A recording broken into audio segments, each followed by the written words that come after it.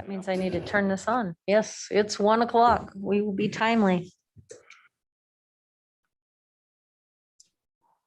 It is 1 o'clock, so we'll go ahead and get started. Welcome, everyone, and welcome to those who are participating online as well.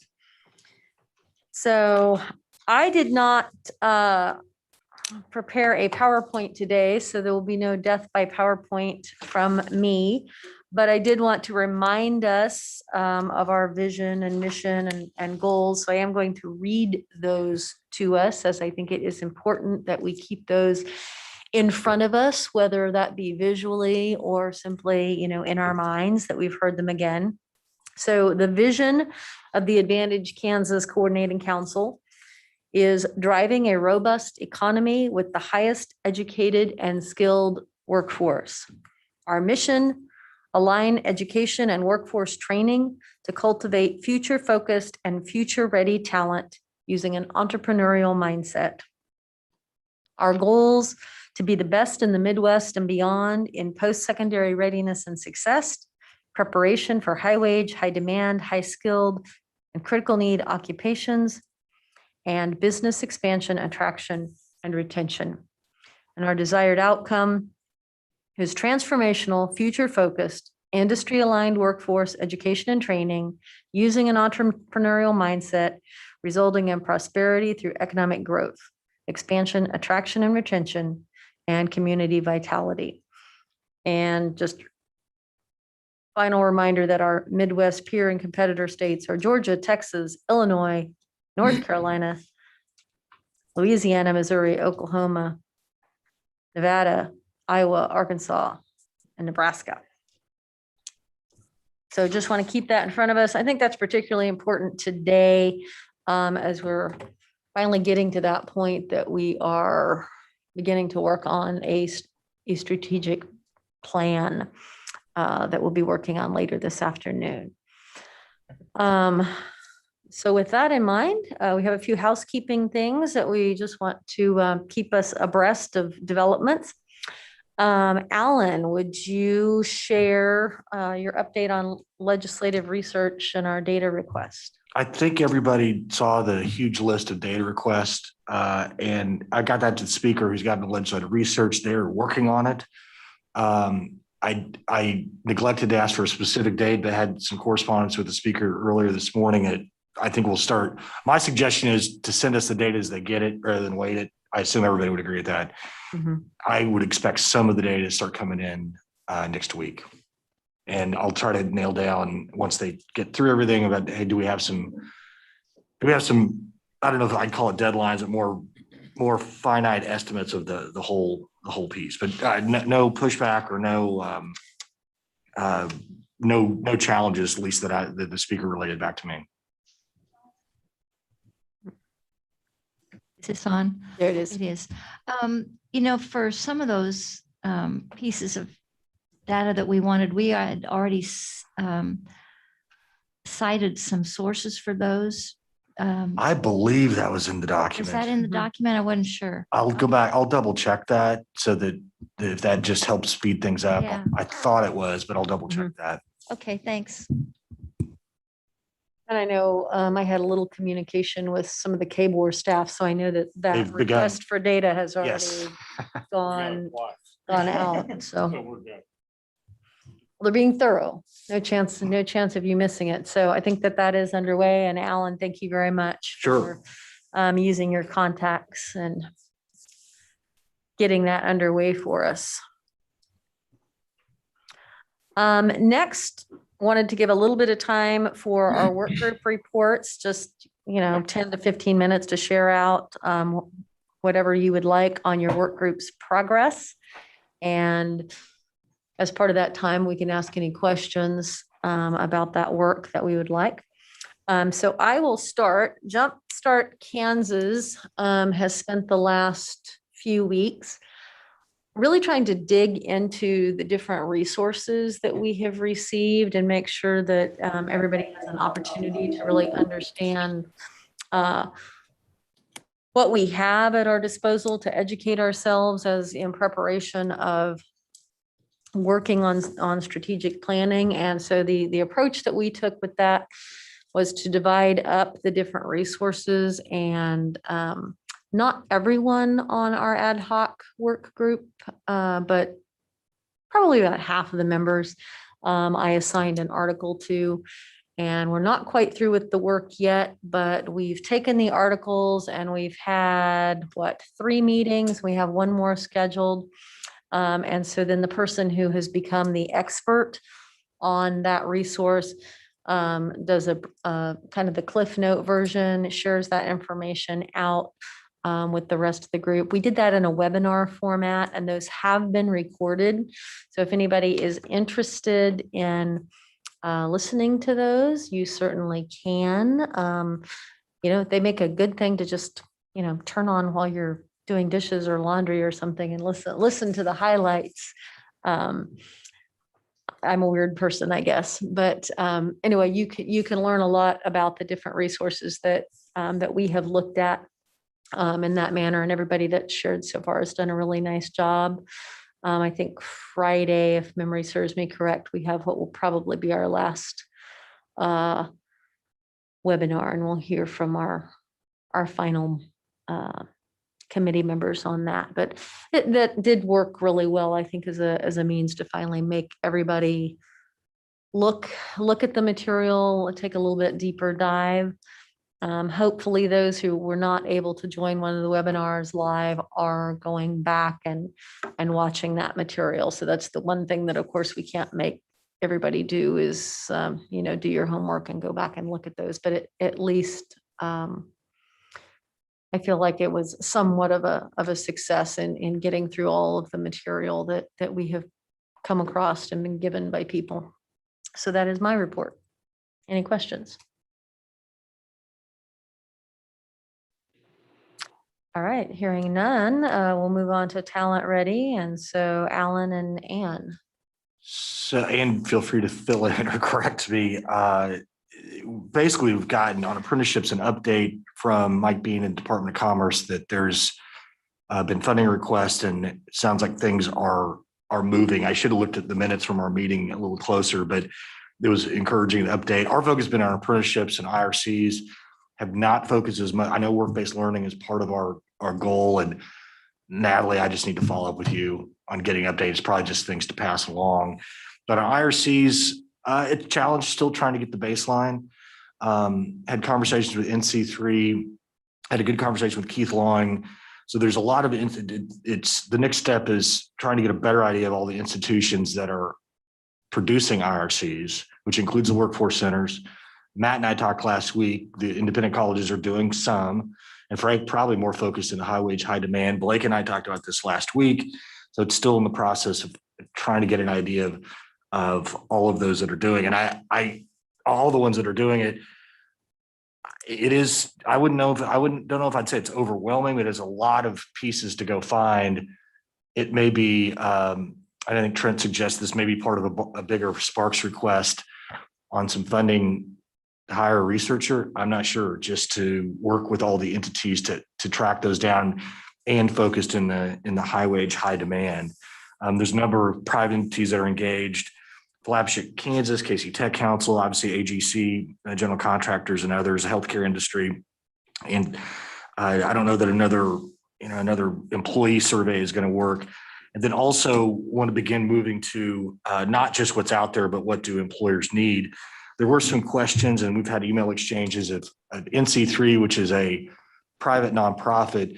Do their IRCs transfer it for a specific company? The general answer that I've gotten from several is yes, because they're looking for the broad-based skills. There may be something very specific about a culture of a company, but the general skills should transfer. That was a great question that Ann asked, and it's also encouraging to get that answer back as opposed to having multiple competition on a very specific IRC. I think a follow-up, maybe it's you and me, and with Randy Blake, probably someone from the Department of Commerce, which probably is Trent, since he's here, on is there a specific strategy request on, again, to addressing this? It's a little bit bigger issue than I would have thought when we started this process. Anything I missed, Ann? I know I did, but No, I think that's a pretty good summary. I think trying to get our arms around who all has a piece of this training pie for people out of high school is huge, but I think we can do it. And one of the articles that I reviewed for Jumpstart has an overview of what's going on in a lot of other states. And it gave me some ideas of not only how we might do more post-secondary training, but also maybe if we're going to make a request for CARES money, that we make a request for not only some money for dual credit for high school, like, we talked about the first 15 free to every high school student, maybe go back and do what we talked about, Blake, just start with 3 or 6 and ask for enough money for the next 3 years to provide that. Because I think it'd be so wildly popular, there'd be no way they wouldn't fund it going ahead after that. And it's not that many million a year. I think to do the whole 15, we were calculating 25 or 30, but that depends on how much you pay the community colleges to do it. But also in here, there were a couple of different states, and we could talk about this when we get in our subgroups again, that were using like CARES money to do free training statewide, and they were working with the community colleges and others to do free training and using it as a coming out of the COVID, thing to, prepare people to work in this modified economy that we have now that's post-COVID, and just taking, I don't think it'd take that many $1 million, to just give free training to people to upskill for these. And it was interesting, almost every state that was doing this were picking the same half dozen or so industries that we're targeting, but maybe they added healthcare in one or something else. But I think if we're going to put a CARES request together, it ought to be for free training for high school and post-secondary. And that would give us a huge jump on everything we're trying to do. So another thing that I don't know if it'll be Stacy Natalie or someone else, you can tell me from KSDE on doing the inventory of high schools that are doing IRCs. That seems to be a gap in some of our group's knowledge. I can't remember I don't think we discussed that much, but we can follow up.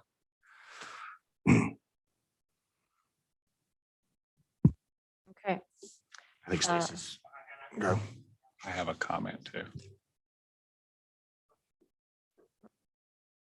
Got it, Stacy? I think so.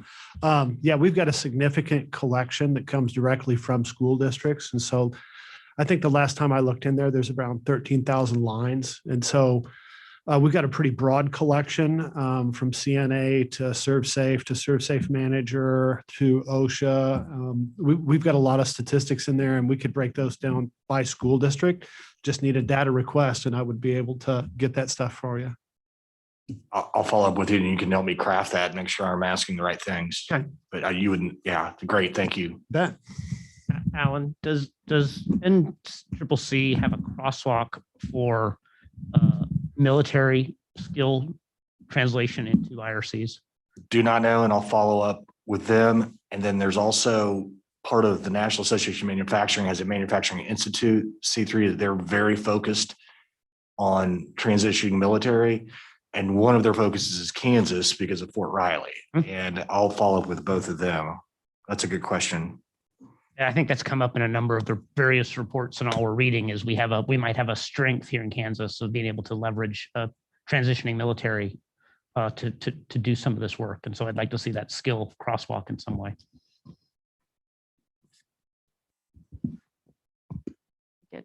Other questions, comments? So I have a comment. We were actually the first state to join the National Coalition of Certification Centers.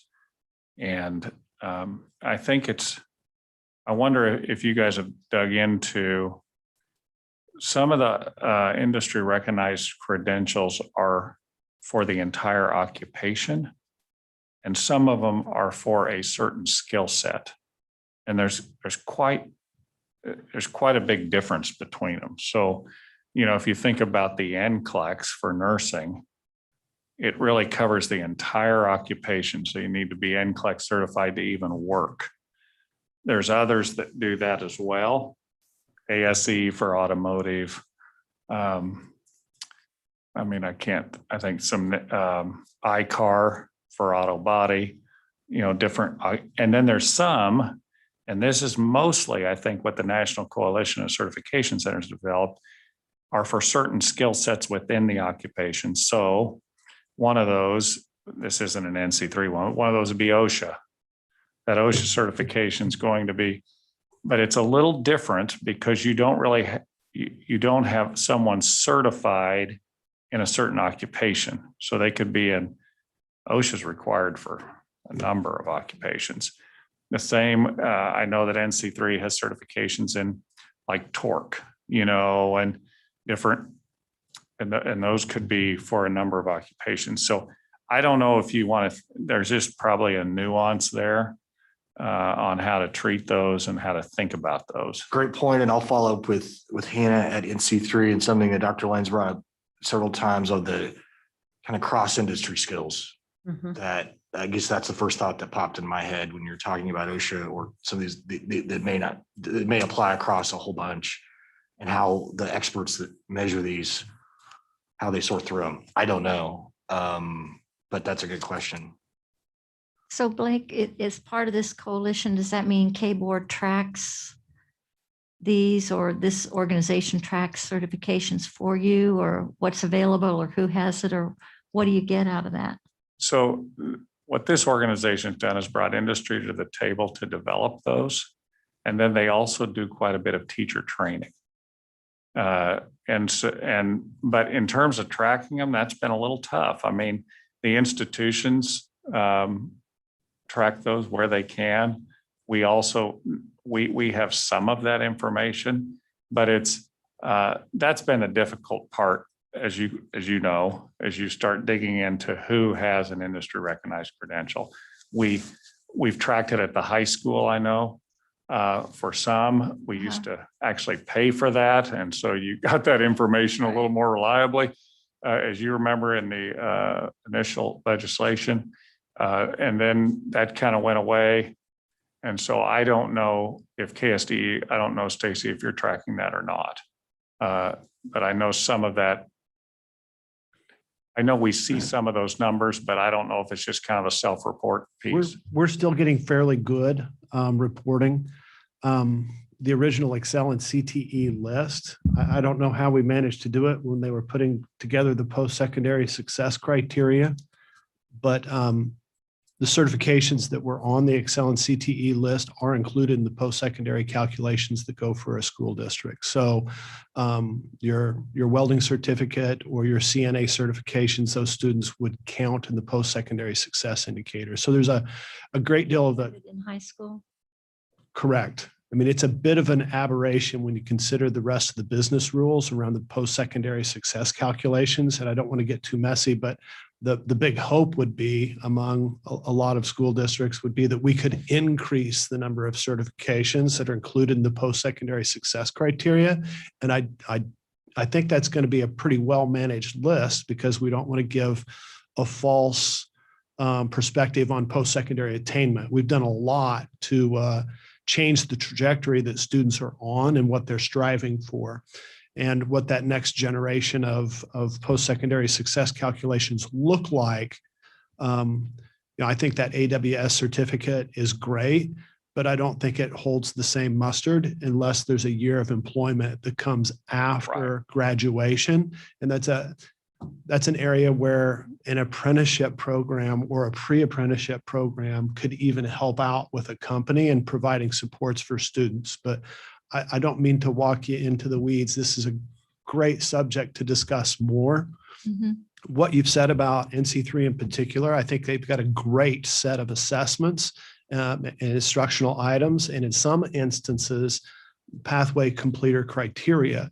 But precision exams would be another suite of kind of assessments that I know particularly Junction City, Ottawa, and Olathe are particular users of that. And they've seen a lot of growth in their students on the basis of what they're doing with curricular supports.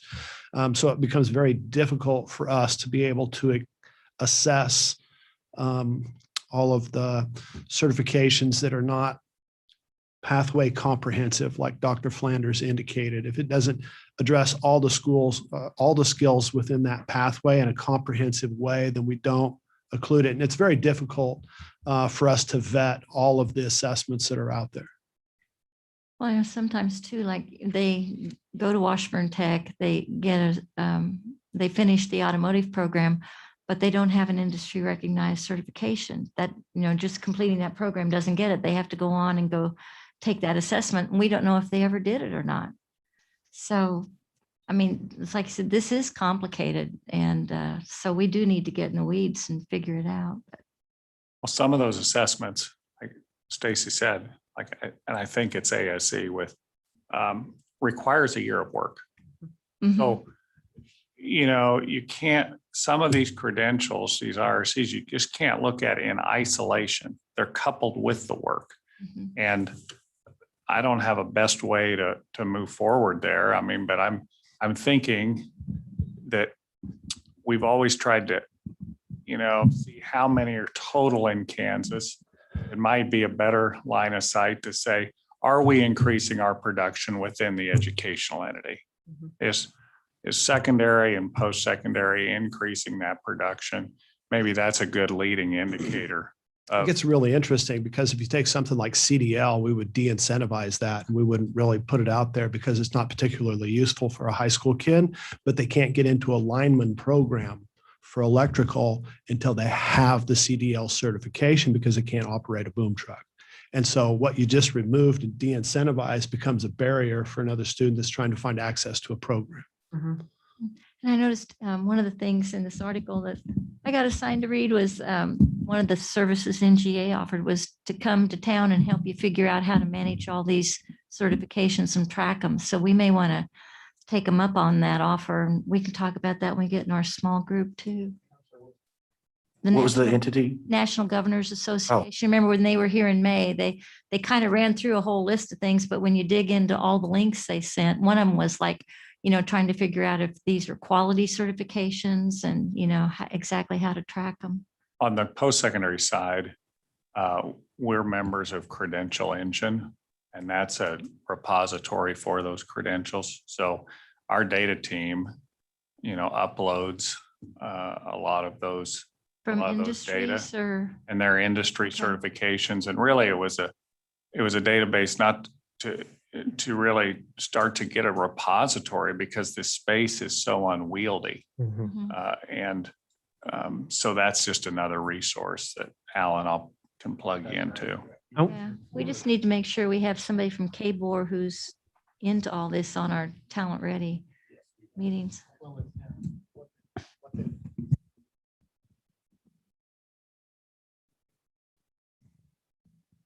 With Burning Glass, which I can't remember if the name's changing. It used to be AMSI and now it's going to be Burning Glass. They just merged. Yeah. So, I mean, where they can scan credentials in the workforce, what's actually happening in real time is, I mean, it's really helpful. I'm going to like your comment on sort of rather than tracking raw amounts, but growth. And I don't know if this is still responding to something Stacy said about it. Sounds like some of these credentials are, we'll call them pathway prerequisite credentials. So the CDL thing struck me that way is it, in and of itself, it's not the thing we want, but it is the prerequisite to a pathway we want. And there's some others that are, and the word's don't right, terminal in the sense of it's the thing we want to provide that next good job. I wonder if the metric might need to be different for those two categories. And I'm not data savvy enough to get there yet, but measuring those two might look different because of the outcome we're aiming at. I'm thinking too that along with that, another just like a leading indicator could be, do we have every program aligned with, where possible, aligned with an industry credential? So if you have a construction program in a high school, are you also giving those NCCER credentials? And are your students taking those exams and then fundamentally passing those exams? I mean, that ought to be at post-secondary. I know we've done quite a bit of that work, and Scott and his team are doing that, where they require that alignment for state funding. So you don't get to have a program in automotive that's not aligned, with ASE. So we can really move our own educational system towards those industry recognized credentials if we will kind of push that alignment on the front end. Thank you for those comments. Other thoughts? All right, thank you. And so we will go then to Opportunity Kansas with Cindy and Trent. If I may, let me, if I may share my screen, Renee, just for a moment. I thought it might be good to start with our framing document that the committee's been working on. Just to show you that we've tried to put in a one-page source the big ideas of Opportunity Kansas. And so you have on the far left-hand lower corner, kind of the McKinsey rankings where we began, which lead to upper right corner, the goal of best in the Midwest among economic competitors.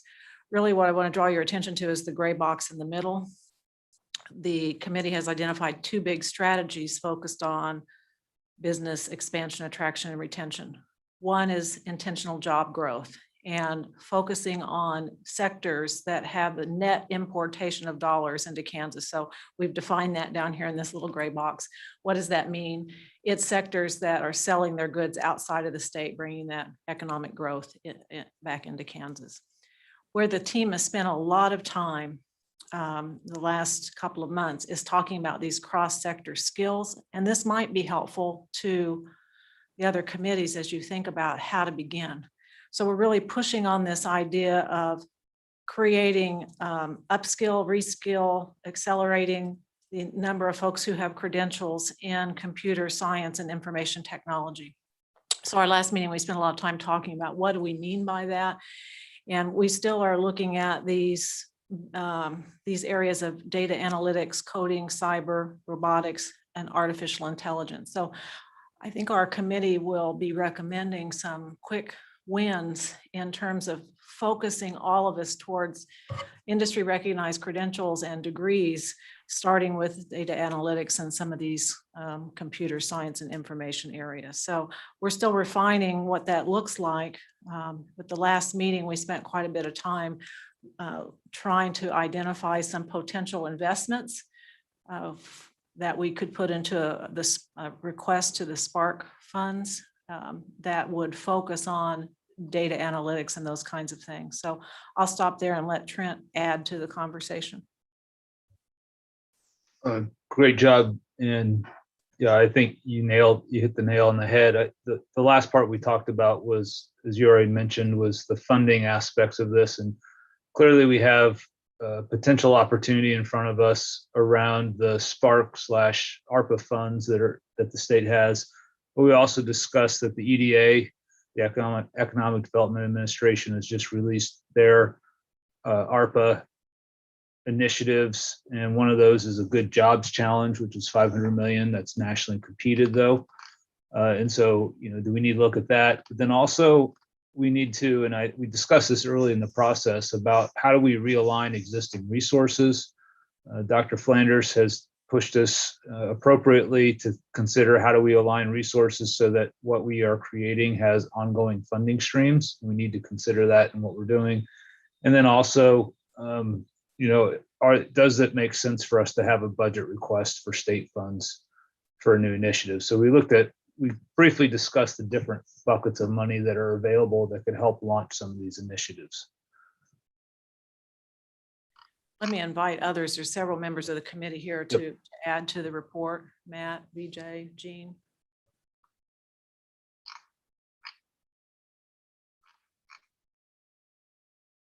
Way that works. Okay, perfect. I just want to echo the point about thinking about this upcoming legislative session as well. I think we're thinking a lot about funding, but we also have to think about sort of long-term structurally, are there any policy changes that we need to make that's associated with the funding, but also looking at our existing and long-term resources. I mean, revenues are up this year, but we also have to look at our existing systems. And I think the thing that we keep coming back to, or I know Keith and I were talking about this the other day, is it's not necessarily that we're taking away focus on one issue versus another issue. It is, what role can the public sector play in this field? And if we know that there's going to be jobs in this computer science, information technology sector, the role of government should be to incentivize and get the most bang for our buck, because we can't focus on everything. So I think we've talked a lot about in our group, it's not about sort of the turf issues, it's about what role can we play to get the most bang for our buck, knowing where our economy is going to be moving, knowing that we should look at our existing resources and align them.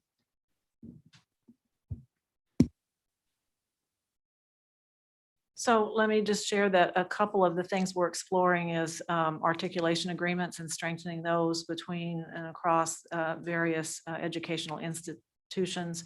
We want to make sure to validate that we're on the right track with computer science and information tech as the right piece. So we're thinking about a structure to get some business voice to make sure that before we go too far down the road, that is the road we need to travel. We're real interested in this whole idea of certifications. And so I appreciated the conversation from the other committees, because this is where we cross, our work is definitely tied. We also want to think about badges and micro-credentials as part of that. So there may be some other tools that would be able to lift up Kansas workforce as being highly skilled in these areas that may or may not be a certification. So we're looking at that. So the group is driving towards meeting again in a couple of weeks and really starting to frame out in even more detail the strategic plan. So our time together today will help us with that too. But I'm curious feedback from the other committees on this idea of the cross-sector skills being where we start the push for certifications and training programs. What are your thoughts about that?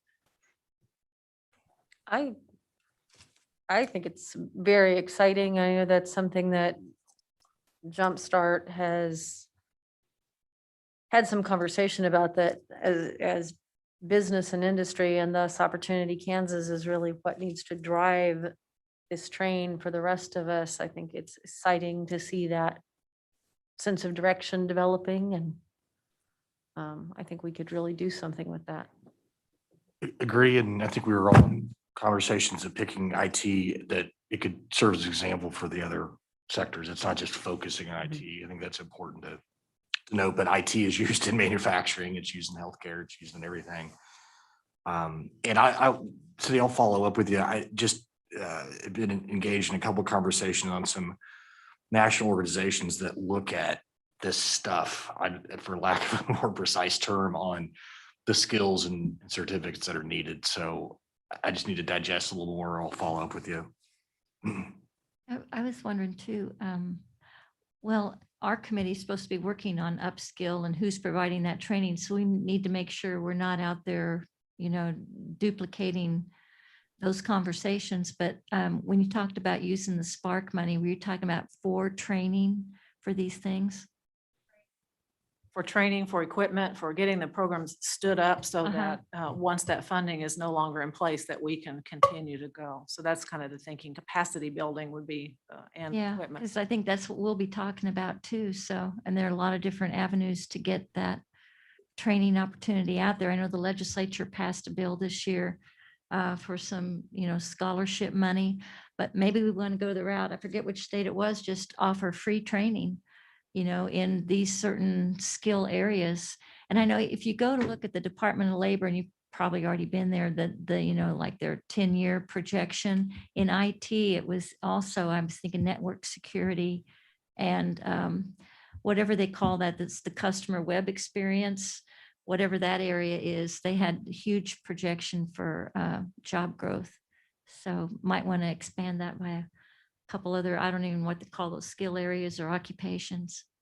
Thanks, Sam. We'll look at that. We're calling them cross-sector skills because we think that they connect to all industries, but that's a good point. Thank you, Ann. Cindy, it strikes me as we were talking previously that going back to the micro credentials and some of the badging pieces, how important, it reiterates to me how important those need to be industry recognized, that we need to have business involved in that those aren't just creating things out of thin air, that an employer sees that on a resume and says, I want that. So it ties into this, the NCCC kind of conversation of needing it to be relevant. Thank you, VJ. Blake had a comment and then Yeah. Matt, did you? Okay, so Blake, then Matt. So I think one piece is that we've talked about is number one, trying to say, what is this area and what is not in this area? Because, you know, everybody hears computer Mhm. and they think, well, is an Excel class, you know, and probably not, you know, so we've got to really do that good work early. And then second, I believe in some of the federal legislation, Jay would know this, the free community college is coming. And so that, we just need to think about that as if we're going to get free community college, you know, that's going to require less individual initiatives because it'll be free. So, you know, I don't know. I know that our association is looking at what does it mean, how much match is required, but it may be completely changing our conversation.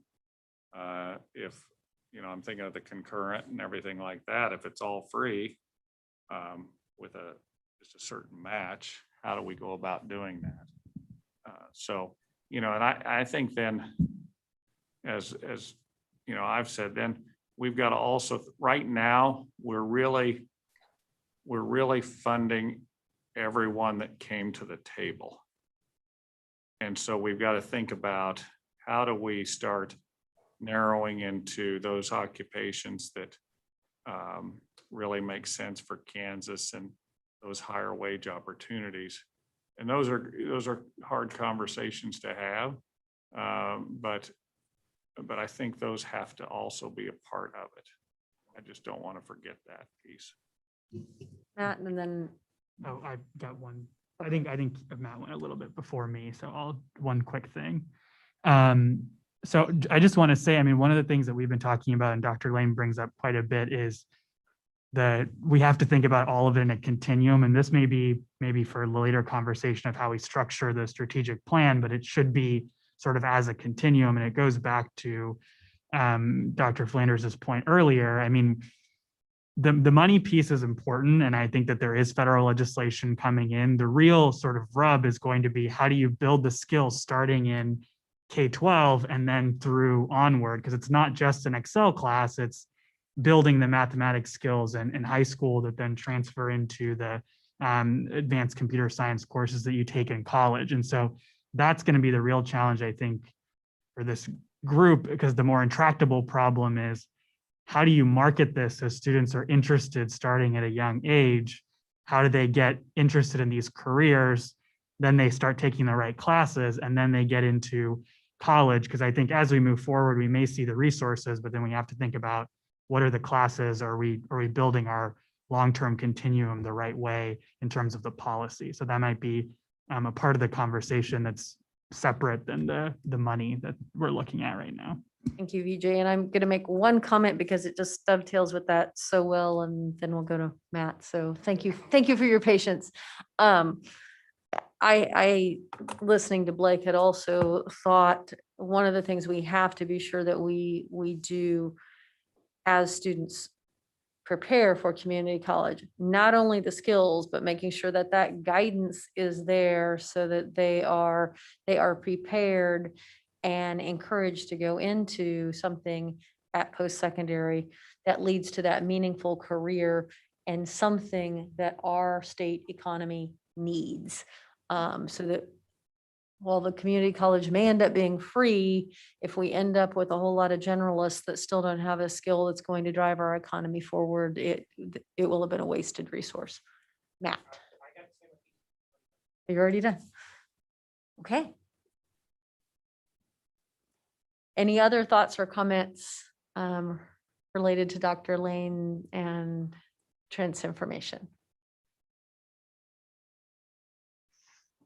All right, great information. And Cindy, at some point, will you be letting the rest of us have access, or maybe we already do if I went to look for that framework that you're working on?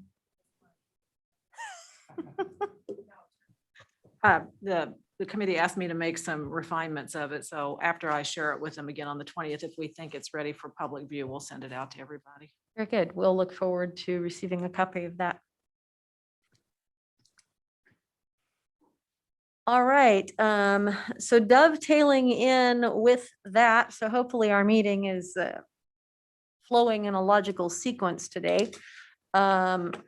Trent is going to give an overview of the cyber states report, and that fits in reminding everyone of our conversation we had last month, of course, and you've heard it mentioned here several times, but using information technology, that sector, you know, as our incubator, our conduit through which we'll grow this, learn from it, and then that becomes scalable for the other sectors that are of interest to us in growing the economy down the road. But Trent's going to give us some information on the cyber states report that was released not too long ago. Trent. Thank you. And just one comment on apprenticeships. I forgot to mention this earlier, following up on Alan's report. The Department of Commerce just advertised 3 new positions for the Registered Apprenticeship Office.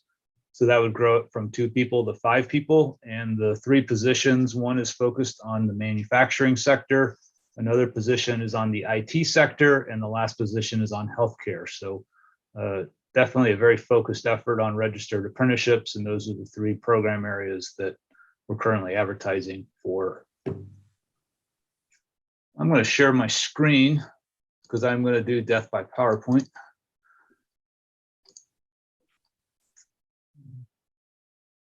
Okay, is that showing up? Yes. All right. I took the liberty of adding another report to this update, so bear with me. There's a lot of data in this.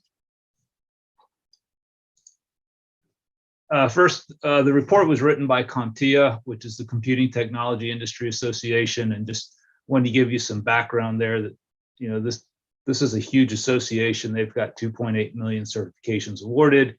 And then they also have a philanthropic arm, which is helping develop pathways. So that's just a little bit about who's behind this report. How they define net tech employment, I think, is really important here. So it's made up of really the three parts that you see there. The technology professionals, so these are the IT support, the network engineering folks. 46% of those professionals work in a technology company, 53% work in every other industry sector you can think of. Then you've also got business professionals who are actually employed in technology companies. And then you've got some self-employed, but those self-employed cannot be just the gig workers who are doing a part-time job on the side. These are full-time self-employed individuals in the tech industry. You can see the trending here in the different big categories on the left. You know, I think that the big thing there is everything's trending up, but you can kind of see how it's broken down in the types of jobs that people have. And then on the right, it's kind of the same thing of that core IT occupations, and you've got your other occupations as well. And again, you can see that growth. Get into more detail, you know, you start looking 10 years out, and you've got the 2020, you know, we're sitting at that 8 million individuals in this area nationwide. But, you know, we're quickly going to add another 1 million individuals to the workforce in the United States. I think the one on the right is what really drives some of the discussion we've been having. You know, tech occupation employment is expected to grow at twice the rate of the overall economy, and some of those at 4 to 5%, 5 times the national rate. And you can see right there, the cybersecurity at the top, expecting a 31% growth rate over the next decade. Then you can go right on down the list, data scientists, web developers, all the way through. So tremendous growth on a national basis, and globally, these numbers are also in the same ballpark. You know, we talk about high growth, high wage jobs. Another area that, you know, I think that they do a really nice job is showing us where the wages are. And you look at that 89% higher, and I'll have Kansas specific numbers here in a minute. But in every percentile, you can see how much higher the tech wages are as compared to the national average. And you also want to look at the diversity and inclusion aspect of this. And so they do a measure of, 3 different groups that you can see there. And, tech is a little behind in some of these areas. So, that's definitely an area of emphasis. And I think an area of opportunity for Kansas for us to be more inclusive of who gets into the tech industry. Specifically in Kansas, you can see that we've got 98,000 individuals.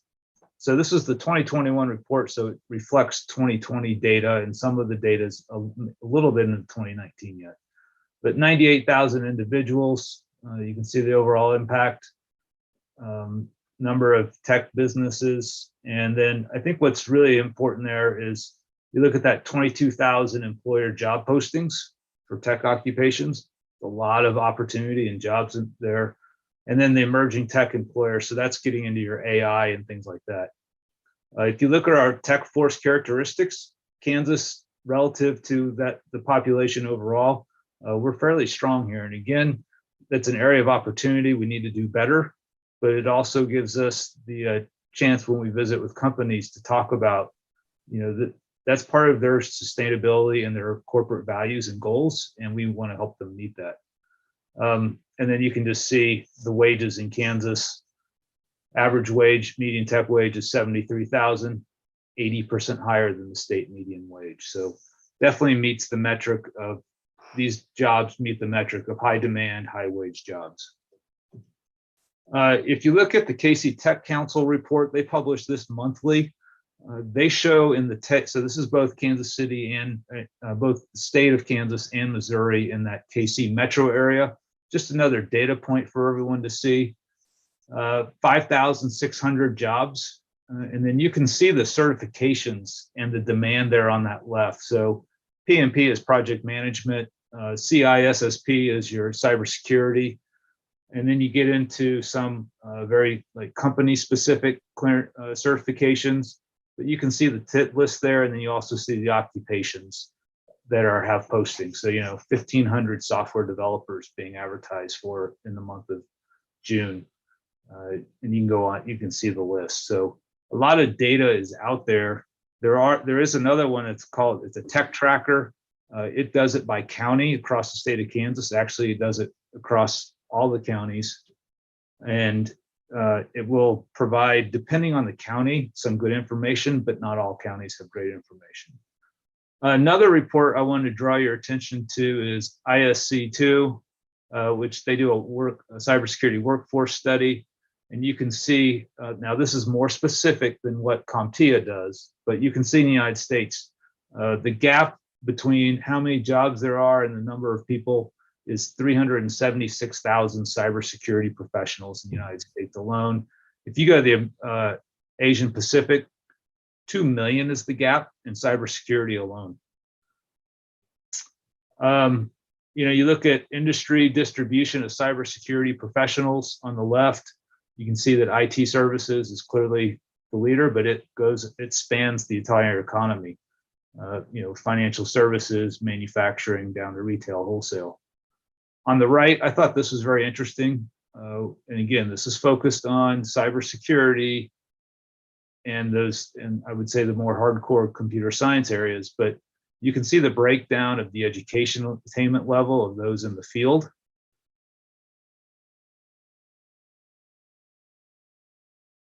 And then where they got their education from. So computer information sciences, 49% of the individuals got it from that department, engineering, business, things like that.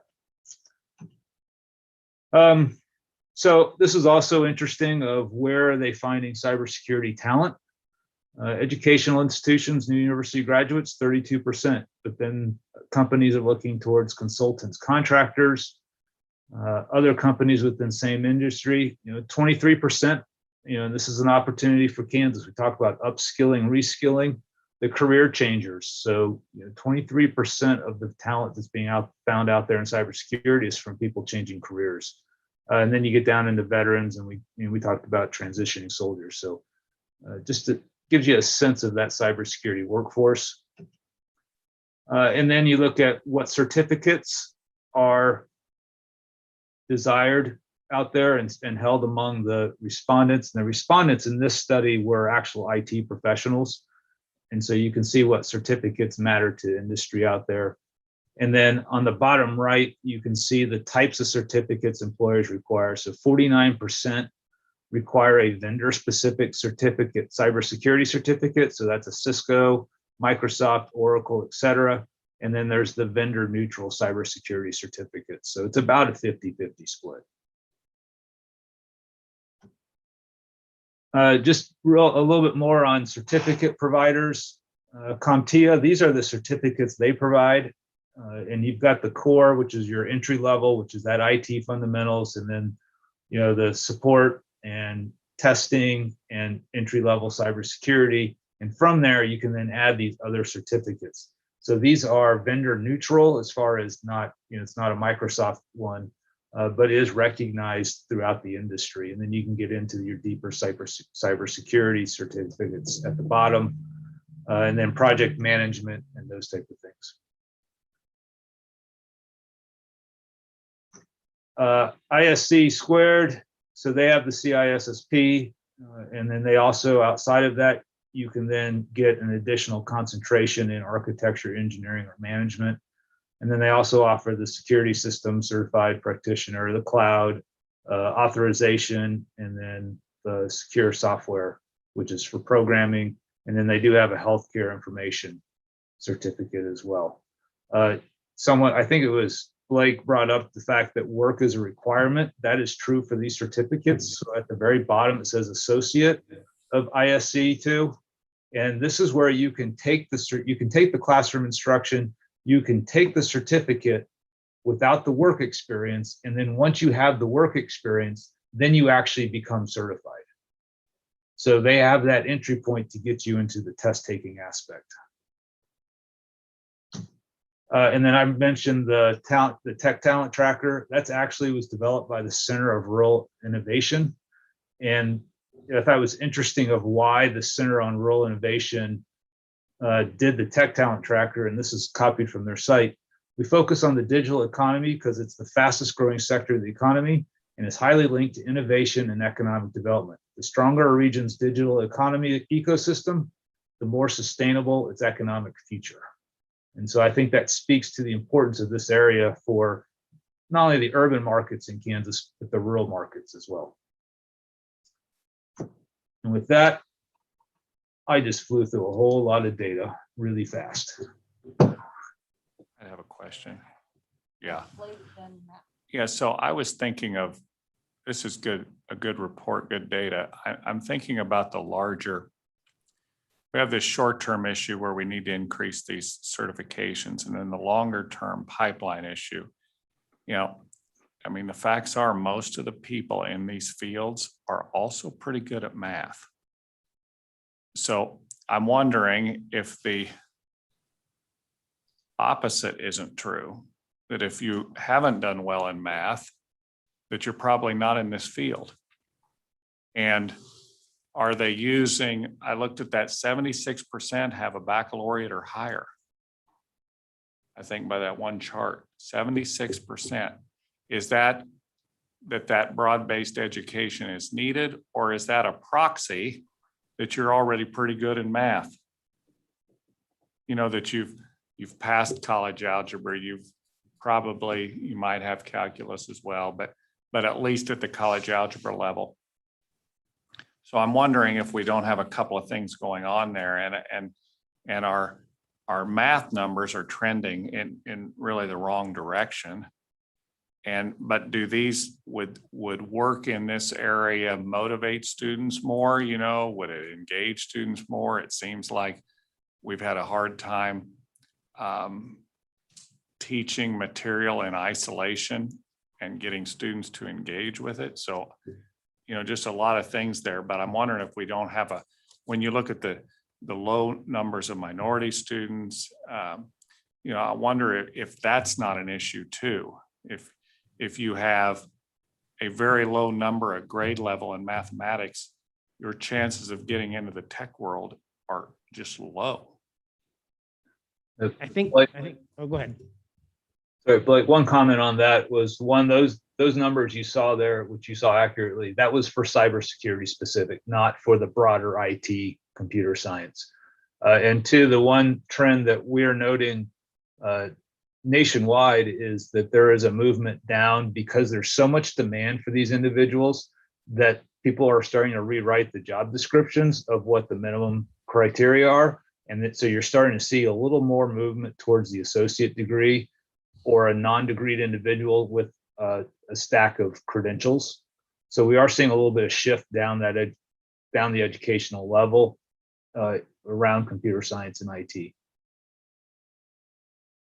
I think Trent just answered the question I was going to ask, which was the job postings. Are they asking for the bachelor's level? Because it connected for me back to the framework for growth finding about we are exporting or not retaining a lot of bachelor's degree talent. And if they're rewriting the job descriptions to be less reliant on a bachelor's or above, that's an interesting finding we might use.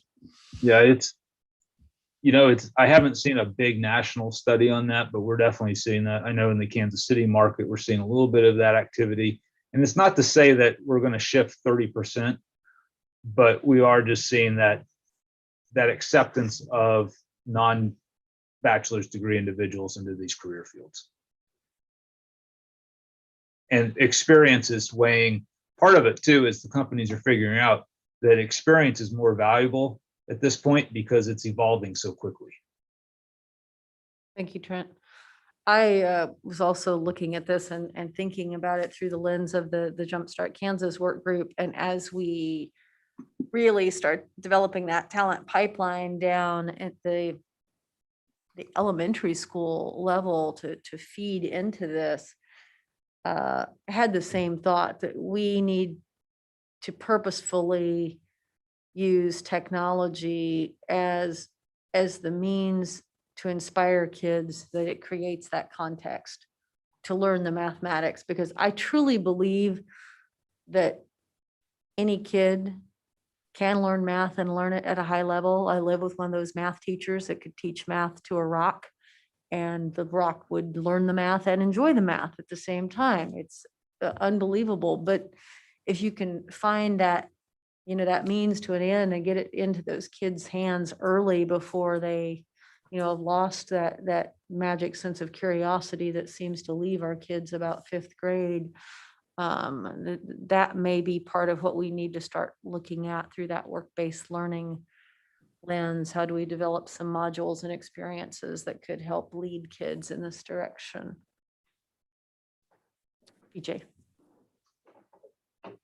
Trent, I don't know if they mentioned this during the report, but I mean, on the earlier point, so how many of these certifications are something that once you get that certification or go through that course, that's basically all you need, versus how many of them do you need some sort of fundamental engineering background? I mean, for example, like for testing, I mean, it would be nice, obviously, for the candidate to know sort of the fundamentals of the program that's written or what have you. But really, if you're a testing engineer, you can kind of figure it out and work on as long as you have some sort of core skills. You don't necessarily need the high level mathematics. So so I guess it comes down to the question of like, what types of jobs are really needed? Do you need somebody that needs to be able to build the infrastructure for cybersecurity, or do you need people that are doing the monitoring, the testing sort of stuff that we can get people in a boot camp sort of course and move forward that way? It's both. It's all of the above at this point. So I think that's why this is an interesting area, because we need all different skill levels because the demand is there at all different levels. Thank you. Other thoughts, comments? Go ahead, Blake. One more comment. I've talked to employers that some of them are the smaller employers. And I think we think, well, employers have an incredible high level of sophistication when hiring. But I think with a lot of smaller employers, they're trying to be profitable. They don't have large HR departments, and they're using credentials sometimes as a proxy for other sets of skills that come along with those credentials. And I think it's, as the demand gets tight and it's incredibly high with Trent's numbers, yeah, there'll be some relaxing of those credentials, but they generally don't move downward very quickly. I mean, it is a once, my experience has shown that as the credential increases, if we look at nursing now, to work in a hospital, some of these certified hospitals, you have to have a BSN now. Used to be, you just needed an LPN. Then pretty quick, people said, well, we need an RN, so then you can have an associate degree. Well, now, you know, it's BSN. It's just hard to move the other way. And I don't know what the solution is there, but, you know, I just know, no, you don't need to be an engineer to be in some of these occupations, but you have to have a relatively strong, I guess we'd say strong, because most people do not pass college algebra. I mean, it's relatively basic, but yet it does, it seems to that people in the computer world have that skill set. And to your point, Regent Kimblinger, is how do we start building that? Because if someone's not on grade in 6th grade, if they go into 7th grade and they're not at grade in mathematics, I mean, you superintendents know it's hard to catch up. All of a sudden you get assigned to a course that's not the high achieving course, and it gets very difficult throughout the high school years to get caught up. We struggle with it at the college level. How do you get people that require remediation? How do you get them up to credit bearing courses? So it's not something that's that's real easy. And I think it's just a part of a broader solution that we just need to think about. Thank you. Other comments? I just want to thank Trent for bringing this information into the room. Makes me think about how we broaden the data sets we're using as a rationale for our collective work. It's more than the McKinsey report now. We've evolved, and here's some additional data that we really need to pay attention to. So thank you, Trent. Yeah, absolutely. And I mean, I think that the data really makes me feel good about the direction that we have chosen to go as our focus right now to kick things off. I think we're definitely on a right path, and something that will work well for us and be meaningful to our state and certainly to our students and workforce and the rest of our citizens in Kansas. So yes, thank you for sharing that. And Tyranny, can you get a copy of that from Trent and add it to our resource file so everybody can have access to that information? I assume Trent's willing to share that with all of us in that manner. Yes, will do. Fabulous. All right, well, next on our agenda, really kind of the meat of our time together here, now that we've gotten all this information, we have a big chunk of time to really start working on our strategic plan. And again, reminding us that we are, again, focusing on IT. So while we have a lot of these more global thoughts as we do the strategic plan right now, I want us to keep it focused on what we're doing with IT. We can expand it to other sectors later, but let's really keep those actions, run it through that funnel of what does this look like in the IT sector, so that it's a little more manageable for us to get our hands around it. I have put together a document. For some reason, I'm having trouble getting to my email that has the link in it to join the meeting. But when we get to our breakout rooms, hopefully I can get that remedied. But so I have sent links to all of our our chairs of the work groups. So they have the strategic planning document. It's color coded by section, so you can see the jumpstart section, the talent ready section is green, the Opportunity Kansas section in blue. And so you can begin at, thank you, you can begin adding the strategies. There's a place, I think, for 4 strategies under each of the work groups. If you need more strategies than that, you can certainly add lines on the bottom and keep going. And so you're not really limited to 4. That's just what I made for the template.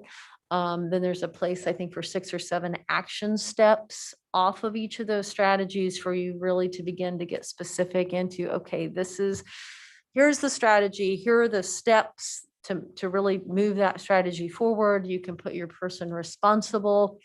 And I really want it to be an individual's name. If at this point you don't know exactly who that will be, you simply know, the agency, or you have some ideas. But when we get this in its final form, it needs to be, who is that real person that has ownership? Your tentative start and end dates, what kind of required resources will you have?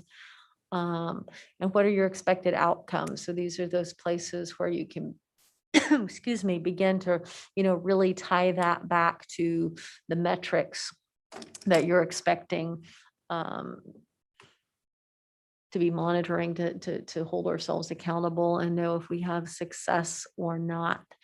Obviously, Opportunity Kansas, they've been doing a lot of work in their format that they're going to be able to begin to put things into this. There's definitely crossover between the groups. So I took the liberty of adding something that Opportunity Kansas, you've already talked about down there, but just that connection back to us on what are those certifications or micro credentials that really are meaningful and important that need to come from business and industry for then Jumpstart to know, okay, how do we take that and begin to run with that? Putting it in on our level. And I think the same would be true for Talent Ready Kansas as well with that information. So we know we definitely have that crossover. But what I envisioned us doing today would be to work for not quite 2 hours. At 4 o'clock, I'd like for us to come back together again so that we can just share out where we're at. And this is a shareable document. So as you type in it for your group, everybody will become, contributing to that same Google Docs. We'll be able to bring it back in here and pull it up and everyone look at it at the same time. And it will, combine our efforts. We can see what we have as a draft, because my thought being that way we can make sure we're beginning to get this unified whole plan that works together among the 3 groups, that then we can take back out to our work groups, and those ad hoc members really begin to refine this and move it forward, if that makes sense. So our idea is to kind of do that brainstorming part, lay some groundwork of what goes out then to our committees, with the idea being that a month from now, when we meet again, we can bring that back together and have something that's beginning to really get some legs under it. Anne. Did you want us to work on an IT specific strategy then? Yes, Okay. yes. Not a This, generic- everything is IT. So Okay. again, while you may have all these big picture things, run that through down into that funnel of IT. So for the IT sector, what does this begin to look like? Because I think we've got to begin to get that specificity to this so we can begin to move this Well, do we have an forward. agreed upon the definition of what IT is and what those cross skills are or occupations? That's part of what their group is going to have to do to move this forward. So some of it, we're going to need some pieces, coming together, that we're going to need that coming from Opportunity Kansas. Yes, these are the skills, these are the credentials that once we have them, now we know that's what, Jumpstart at the high school level begins to move forward. So that has to be a piece of their plan, is identifying those to move that forward. But I don't think we have to know specifically what those are to be able to start working on our plan, if that makes sense. We know we've got to have those to plug in. So, and our group is working on a broad definition of what computer science information technology means, but our focus is on those sub skills that we have articulated, if that's helpful to your group's work. The data analytics, the cyber, the robotics, those are the things. Colby. Okay, well, we need that list then. You've got it? Okay, great. Yeah, because we're gonna need, and I think Blake, I think you said we clearly need, because we'll need to hand this to the K-12. This is what IT is and isn't. It's not Excel. That's nice. Everybody ought to know Excel, but that's not what we're talking about here. So I think that here's what it is, here's what it isn't. That will have to be a part of that work that Jumpstart is doing, but that's gonna have to flow from Opportunity Kansas.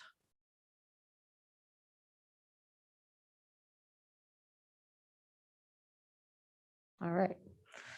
So here's what we're doing. We're going to break into our work groups. At 4 o'clock, I'd like us back in here. So if you need to take a little break, this would also be a good time to do it as we're getting into our groups. But at 4, we will come back in here to reconvene and just kind of talk through what we have, if we found other places where there's a, that crossover between groups that we need to talk through. That'll give us some time to do that. As far as where we are going for our group assignments, I have that link here. He gave it to me. I know Jumpstart is staying in here. There we go. Talent Ready is going to conference room B. See, that's the one that's off down that way. Kathy Rupp is the Opportunity Kansas. You're in Kathy Rupp down that way. Before we break up, just because I know Trent has to leave early, I wanted to say, VJ, best of luck to you, because I think this is your last meeting, isn't it, with us? Thank you for all the work that you've done. And if you want to say something, we let you. Well, thank you, everybody. I mean, it's been wonderful to work with all of you. Unfortunately, yes, this is my last week at the governor's office, which is very sad. But it's been wonderful to see this work. I've learned so much from all of you. And I'm really excited about where this is going to go. So thank you so much, Dr. Kiblinger-Allen, for all of your leadership. And Dr. Lang, how much you've done to help sort of germinate this group as well. So thank you so much for all your leadership. And thank you, everybody. I know Dr. Flanders, we've worked quite a bit together. It's been wonderful to work with you. Matt, thank you so much for all of your work. And I know, and other folks here, Jean, thank you so much. I've learned so much from all of you, especially on the K-12 side. So being a public school graduate in Kansas, it's been such an honor and a privilege to be able to work in the governor's office and help a little bit on the education side, and excited to come back soon here in a couple of years to continue this work and help any way I can. So thank you. So I'll be going to grad school at Oxford in the UK. So I'll be there for a couple of years and I'll be back soon. So thank you. This is our Rhodes Scholar. Yes. Mhm. Best of luck to you. Thank you for all your help, everything you've done for us. All right, so quick break if anyone needs it. Move into your groups, and if you're in Jumpstart.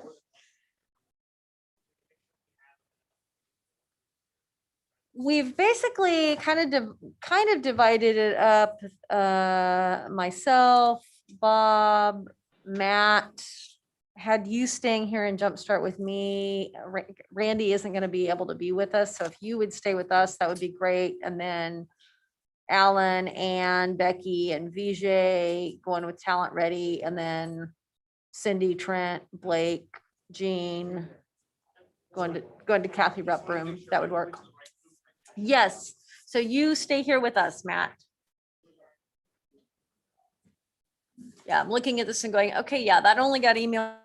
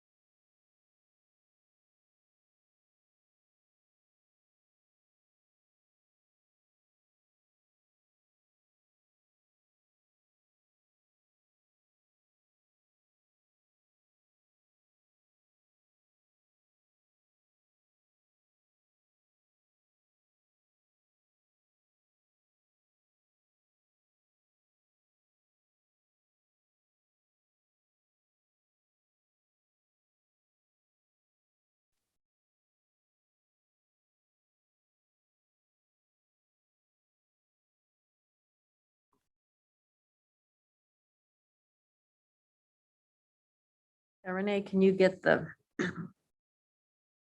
black boxes to be smaller?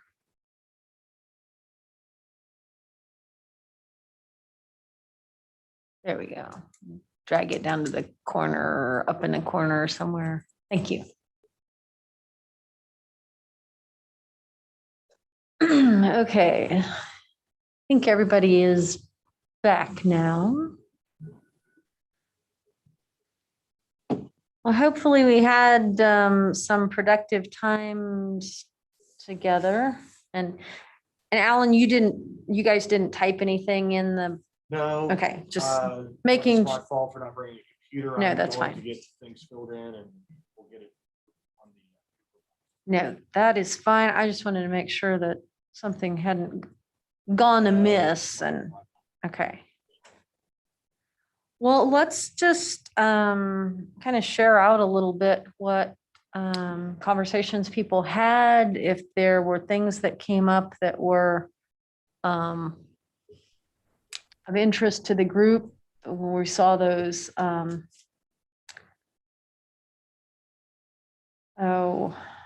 things that cross over. That's the word I'm looking for among our work groups. We still have a lot of cleanup to do, but we'll just go in order here. Jumpstart talked about, and really this was related to our strategy for Kansas Complete Scholarship. We called it Capitalize on Programs that Provide Free Post-Secondary Credits for High School Students.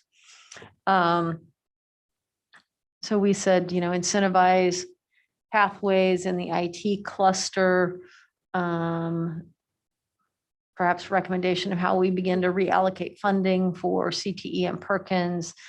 Thought maybe a fund college algebra for all those in an IT pathway could be something that a road we could begin to go down. We want to develop and promote a list of badges, certificates, credentials, and degrees available to high school students and the occupations available to their holders. Develop those clear articulated agreements. But beyond just having the agreements, because we have them now, the marketing and education material. So we make sure that counselors, parents, and students really are aware of that and that clear path to post-secondary IT certificates and degrees, kind of similar to the Delaware model. We started putting over in here, what's a Spark ask? What's a legislative ask? We had quite a bit that fell under the work-based learning strategies, developing that pre-apprenticeship program, but obviously first the registered apprenticeship program has to be developed. That's future work. Leverage the existing work-based intermediaries to identify and activate those regional employers with IT talent need, and then using that as the springboard for the field trips, the shadowing, eventually pre-apprenticeship opportunities. Really liked the idea of putting together a true internship curriculum. So how do we put that together so we can help small employers bring those interns in, or those for their shadowing experiences, eventually those pre-apprenticeships. And we thought the school districts would be a great starting point. So we want to start figuring out how we put that together, since every school district has the need for IT within it. Also talked about getting that K-12 sequence of experiences to expose the students to the IT careers, the field trips, the career highlights. We've got to get some materials put together to help teachers understand those opportunities that are available. And looking at that cross-sector availability of IT careers, and focusing on our the 7 career fields eventually. That would make that real easy then to roll that out from IT to everything else. But since IT is so crosses all the sectors, that we could use those 7 career fields that are part of work-based learning now to do that. And for some reason, this does not want to, there we go down. Talked about just a parent component being needed, the labor market information, how we begin to pull that together. That was a lot of our conversation. So still pretty vague, but at least I think we got most of our ideas captured that we can now begin to dive into and figure out what does that look like? How do we measure it? Shelley, is there any chance you guys on the one about paying for college algebra, if that could be broader and maybe a spark ask rather than a legislative ask? Because I think they're just going to be a mess next session. And it seems like we could make an easy tie-in to what we learned from COVID and how much training we need to provide in this area. I've not talked to folks in the Sparks Committee in a month, but it seems like the meetings they've had, they're fairly universally agreeing not adding to structural budget issues. Yeah. Where it's like one time, One shot. with maybe a few exceptions where, okay, because we don't know whether this is going to work, we'll try. I don't know, but they seem to be all the appointees seem to be fairly in agreement with that. They're meeting this Wednesday, and I'm going to talk about the process, so we'll learn more there. I think this could be something we try, and if it's wildly successful, then that'd be a reason for the legislature to adopt it. Yeah, we didn't put in, I don't think it would be something that would get funded. We were trying to make ours kind of we're going to stand up a program. We need this to get it rolling. And then once you have that initial investment, it would more or less take care of itself. Okay. Yes. I just wanted to say, would there be any utility to having Jumpstart take a look at the computer science standards that are already established, and to see if those support what we're trying to do, or if they could be made, slightly different or more robust to be able to support that, because that essentially will help our effort, but it'll be done incrementally throughout the students' programs. I added that.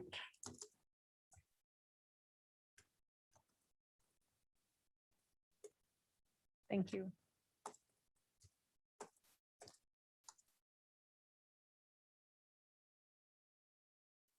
Okay. Talent ready. Ellen, what would you like to share? Yes, or shaming us with all the very specific strategies. So I've got to sort through notes and follow up with Ann and maybe some of our other committees. Honestly, the material I got from Trent this morning, kind of, I don't know if it's overwhelming, but it's like that's can inform a lot of our things on IT, and some of the things we would have were in the previous. A couple of things. First, we'll need to see what IRCs are already there with IT. What entities in Kansas are producing them? Which ones can? I do have some questions on funding where we might need to incentivize, but IT jobs pay so well.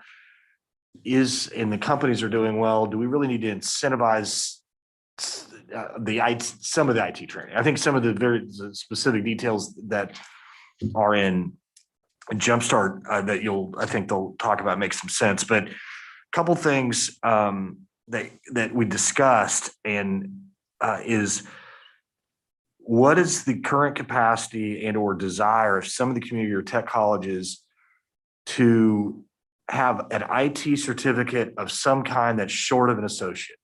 That may not, because if we evaluate whether an associate's needed, obviously there's some cybersecurity thing that not only need associate, a bachelor's.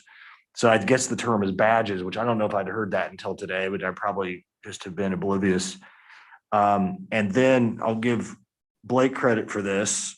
although I think we'd probably add it to our strategy are there ways to recruit liberal arts or other music, whatever, that may be on the associate or bachelor's track to obtain an IT certificate that is relevant to their knowledge, experience, and desires. So you got the communication analytical skills with the very specific IT skills. That's will take some educators tell us how practical that is, but it strikes me as a good strategy on the upskilling and or going back to some of those graduates, whether it's associate or bachelor's, or those that have some college credit that haven't received the degree, to recruit them to obtain the IT certificate, or if it's a degree. So do we have this is it's, I don't know if it's a strategy, it's something we need to do, is get a better idea of our IT infrastructure, which we mentioned Casey Tech Council, there's Flagship, Kansas, there's a Flint Hills group in Wichita, there's a group called Ignister in Phillipsburg that deals with rural areas and coding, et cetera. And then also looking at the capacity of the workforce centers, because I feel like I need to get a bunch more detail from Trent on all those certificates and all those acronyms. What are they the equivalent of? Are they equivalent of an associate? Or are they just equivalent of what kind of folks are getting those? I don't have an idea, but you heard Trent say, I think that because there's such a demand, their job descriptions are lowering the need for a college degree. They just need the certificate. So do we have the capacity? And we don't want to be oblivious to the need for still college degrees, whether it's associate or bachelor's. And I will get all this written down to make sure Ann's in agreement, and I'll add it to the Google Doc. Oh, and the other thing is, and this I just have to follow up with KDC. It's unclear to me how much the registered apprenticeships are one of our goals. And it may be that it's not quite as relevant for some of the IT, just need to explore that. And it may be all IRCs that we focus on. That they're still meeting our goals, but this is since we're starting out focused on IT or computer science, whatever you want to call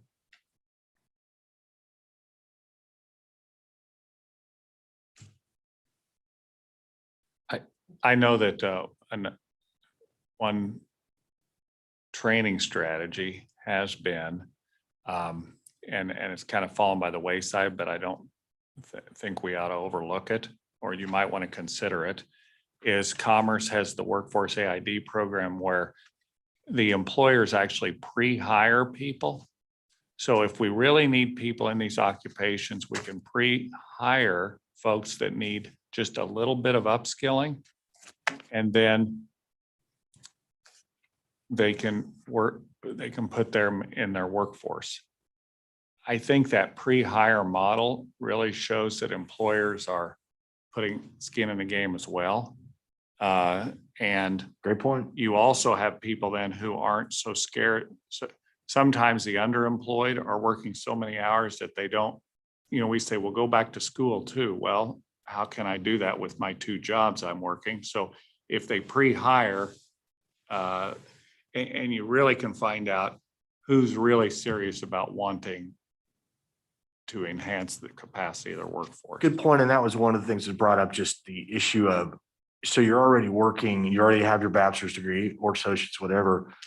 I don't want to go back and take 60 more hours. So what are some of those IT certificates that still are an upskill that have value in the marketplace and value for that individual? And again, some of it we're still in data gathering. That doesn't mean we can't start. And Blake, I'll talk to you. You can direct me on what's the capacity on some of the IT stuff at community colleges and tech colleges. I don't know. And then I'll follow up with the workforce folks. Obviously, there's gonna be totally different levels probably of capacity, and obviously independent colleges too. There's lots of not capacity, but there's the infrastructure, it would seem to me. So I'm sorry, that is not near as detailed as the other report, but we will add some meat to the bone, although a lot of it's overlap. Or not a lot, but at least some. Thank you, Alan. And I thought ours was more brainstorming. So you call it detail, I still call it messy brainstorming. So Okay. I'm glad you think of it as that we've made progress. All right, so next, Dr. Lane, do you want to share what you have for Opportunity Kansas? And I'm trying to get this so it scrolls up the screen more. I'm actually going to ask Vijay to do the sharing because he was so gracious to take on the task of trying to get all of our thoughts in some kind of logical order. But a couple of things, as you all were talking, it reminded me that to go back to the details document, because there might be some strategies that are in that document that we want to revisit and think about. Then the other thing that struck us as we were talking is how difficult this was to do this as an isolated committee versus being part of hearing what everybody's doing. This, to be frank, we kept floating into the other committees' areas of responsibility and had to keep reminding ourselves this is about the economic piece of it. So we've got some things here. And I also want to go back to our committee notes and that details document to see what we might want to add. But Vijay, if you wouldn't mind hitting the big points. Sure. This is your swan song. So I think we organize it a little bit differently. So we organize it in terms of our goals, and then we brainstorm sort of a number of strategies within them. So our first goal for our group, again, thinking about it in terms of economic development, business and industry, and sort of that piece of it. Our first one was accelerating the talent pipeline for the specific computer science and IT area. So some of the strategies that we talked about are teacher recruitment and training. We talked about the visiting scholar program. So how do we get folks from industry to come in and beam in, or folks from other states? Remote worker incentives. So ways to get folks that are working in businesses from other states to come live in Kansas, or vice versa. Matt has talked about mentorship as a key aspect. And so that's one of our strategies. And I know that he's put together an outline for that for our group. We talked a lot about free or reduced costs for certifications in target sectors. So with the skin in the game, how do you start paying for these certain credentials to help incentivize reskilling and upskilling? We've talked about, and this relates to our action items, sort of within the context of Spark, existing resources and budget requests, how can we stand up more programs for badges, micro-credentials, and connections to internships and apprenticeships? So the community college folks are going to be working with Matt and other folks to help put together a plan for that. And then some of the other things that we talked about, we were really thinking a lot about this sort of NFL model for computer science and IT. So the same way that they do recruitment from a young age and have this continuum of identifying students, giving them the after school opportunities, getting them excited, and then having coaching and all of these sort of recruitment and sort of continuum from the moment they start in elementary school to wherever they end up. We want to bring that same energy and ideas to this field. So how do we get businesses like Garmin or Cerner, or even businesses that are mainly in other states, to come and do sponsor a robotics program, sponsor a computer science program, or come speak at classes. And then finally, we talked about what Alan had mentioned earlier, which is focusing on getting students that have maybe adjacent degrees to get IT skills through boot camps or what have you. The second goal that we have is related to sort of centralized definition of computer science and IT, and specifying what certain cross-sector skills and associated work requirements we need.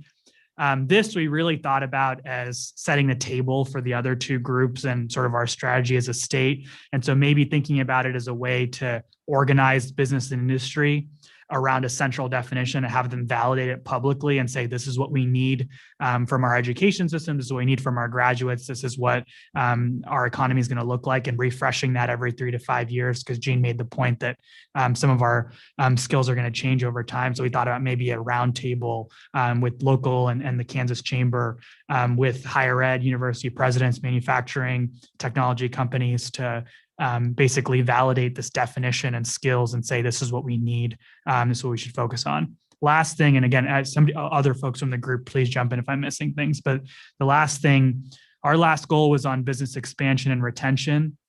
This one, we were thinking a lot about, we're just sort of in the beginning stages of this, and is one of them was incentives for university and college collaborations with industry. So if there's certain research projects that a company can help sponsor at a university to help drive their processes along, kind of leveraging our university resources. And that could be a pathway to a job for somebody, or at least just a pathway to have more business investment in the state. And then the other thing that we talked about, and is a great idea from Anne, was IT grants for smaller businesses. So whether a small business, and you could run those through the community colleges, as Stacy mentioned, but whether it be website design, back-end support, even just something as simple as sort of programs for how they do their inventory or accounting or whatever. We talked about sort of the economic gardening or small gardening versus doing the big fish attraction of businesses. So a lot of our action items are related to planning and getting validation, talking with certain folks and identifying industry partners and exploring Prepare Rhode Island and what other states are doing. So that's where we were at, a lot of brainstorming, but need to focus on maybe a few strategies. And we were really thinking about this as what role can businesses play in this continuum, and what role can the state play to get business at the table and validate and start building that pipeline. So that's what we came up with. All right. Thank you, Vijay. Yeah. Vijay, when you're I'm kind of I'm excited and interested by this NFL analogy you drew. One of the things we were talking about in Jumpstart is the sort of natural connection that we tend to draw between IT and Garmin, Cerner. I'm going to go work for Google or Facebook or whatever. Yeah. When in reality, the IT jobs we have are cross-sector. Are there folks outside of the sort of tech companies we think about that would be good partners in that same effort? We talked a lot about the banking sector. Like we have some big big regional banks here that definitely would be very interested in having stronger IT talent. I'm sure there's others beyond that, but one suggestion that hit me as you were going, is something I'm kind of excited about, is to think beyond just the tech company world. I think that's a really, really good point, because it broadens the scope of what we're looking at, and it allows people that are interested in different sectors or want to be a part of different sectors, or even only have certain sectors within their communities, to think about IT as a way to be still a part of it. So we were thinking for the roundtable, on your point, having somebody from a hospital, having somebody from the banking sector, what have you, to illustrate those opportunities. But I think a lot about sort of financial fintech as the new sort of way that all of our banking is going. So it's a very good point to think about it more broadly. And there are, the group I was with heard you say this, but there are small tech firms that you've never heard of in small towns that are doing very fascinating things. It's just easier to, off the top of your head, think about Garmin and Cerner, but yeah, you're right. There's a lot of others in addition to them. Very true. All right. Any other comments for the good of the order? Oh, I will just say, so I don't know if all of you have met him, but I don't know if he's still on the Zoom, but Zach Vincent from our office is going to be sort of taking over a lot of the work as it relates to the governor's office and education. So if you haven't met him already, he's a wonderful addition to the team, and he'll be at the next meeting. So I'm happy to connect anybody that wants me to connect you with him. So just wanted to put that plug in. Excellent. And we look forward to meeting him in person. And I think maybe he has left, because I don't see him on here anymore. Yep, I think he had to go. So our next meeting is September the 13th from 1 to 4:30. I think that is at KSDE. Tierney, can you confirm that location? Yes, it's scheduled at KSDE. Very good. So we'll get exact room locations and everything on our agenda. So with this template, the idea is definitely that we take the brainstorming that we did today, we take that back to our work groups and the ad hoc members, try to refine that more, Definitely do want to remind you to look at those initial documents, some of those metrics that were suggested from the Governor's Council on Education for us. Take a look at those strategies. Are we incorporating everything in there? And again, making sure that we're staying focused on IT. It's easy to start jumping off into other areas, but run everything through that IT funnel and Oh, I've got one more have thing. have those to bring back to us in September. I was at the NGA meeting that happened a couple of weeks ago on work-based learning. Natalie states, are there any other things from that meeting that you need from our group? Because we were talking about with Keith Lawing, sort of what data can work-based learning folks provide to this group and maybe how they can be a part of this process or use Advantage Kansas as their way to or place to feed data into. But just wanted to say, Natalie, Stacey, are there things from that meeting that you think that we should be thinking about before our next meeting?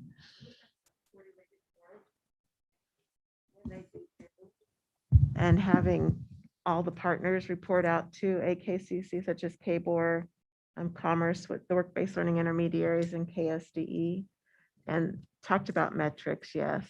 We also drafted a pre-apprenticeship definition as compared to a youth registered apprenticeship definition. And then Friday, the subcommittee, the work-based learning subcommittee met with NGA talking about, they just put out a brief on work-based learning, liability and insurance. So those are some of the topics that we talked about. And I guess, Jean, you were there also to, is that pretty much what you all recall? Data piece, making sure that we know that all the work-based learning folks are ready to make sort of AKCC the place that they maybe feed data into and have a centralized report. So when they're going out to their partners across the state, they can say, we're pointing to this report as a place that we are working with, and it can be a centralized source. So that could be exciting. Good, thank you. That's important to know.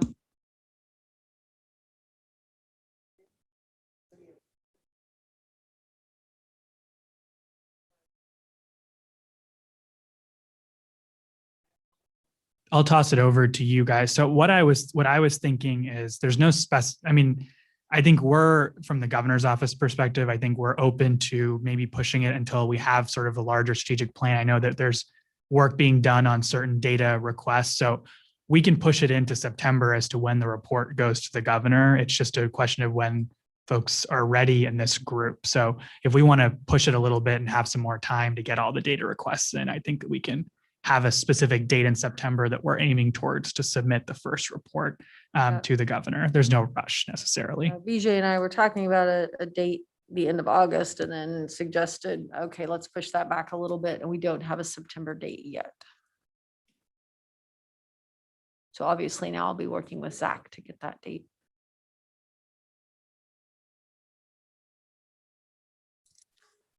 All right, with that, we will adjourn and we'll see everyone on September